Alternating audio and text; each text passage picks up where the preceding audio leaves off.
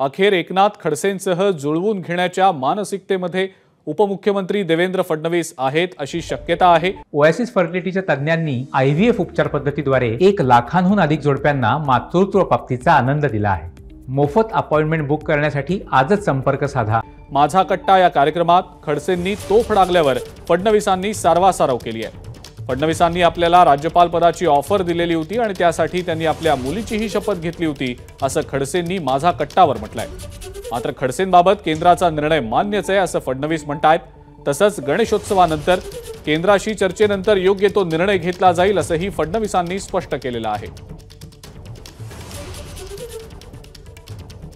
महाराष्ट्र भाजपचे अध्यक्ष सांगतात की तुम्ही त्यांच्या पक्षात आहात। भाजपचे अनेक नेते सांगतात की ते आमच्या पक्षात आहेत, त्यांचा प्रवेश झाला होता।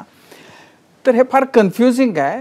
तुमची आत्ताची भावना, तुम्ही भाजपमध्ये तुम्ही वाट बघताय की आपल्याला सन्मानानं तिथं आमंत्रण होऊन अधिकृतपणानं जसे पक्ष प्रवेश होतात तसा होण्याची तुम्ही वाट बघताय का आता त्या मार्गावर तुम्ही आता फुली मारून टाकलेली आहे? नाही, त्या मार्गावर आता मी फुली मारलेली आहे।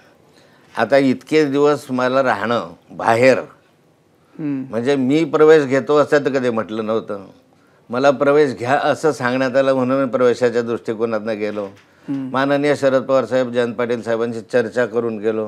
एक माझ्यासारखा माणूस ज्याने 40 वर्ष भारतीय जनता पार्टीचं काम केलं, 42 वर्ष झाले आता मला, म्हणजे मी 78-82 पासून काम करतो आहे आणि इतके वर्ष काम करून मेहनत करून भारतीय जनता पार्टीला एक चांगलं स्वरूप, बहुजनांच्या मधलं स्वरूप आणलं, सर्व लोक जोडले, महाराष्ट्र पिंजून काढला अनेक वेळा सायकलीवरून फिरलो, काय आम्ही चेष्टा सहन केली।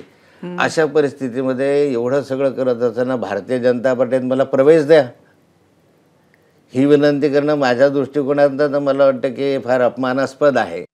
एकनाथ खडसे म्हणाले की देवेंद्र फडणवीसांनी मला राज्यपाल पदाची ऑफर दिली होती, माझा प्रवेश झाला, मात्र अजूनही त्याची घोषणा झाली नाही। ते काय म्हणाले हे मी ऐकलेलं नाही, मात्र त्यांच्या संदर्भात आमच्या केंद्रीय नेतृत्वाने निर्णय घेतलेला आहे।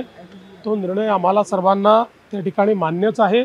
त्यामुळे केंद्रीय नेतृत्वाशी चर्चा करून गणेश उत्सवानंतर त्या संदर्भात योग्य निर्णय केला जाईल। एबीपी माझा, उघडा डोळे बघा नीट।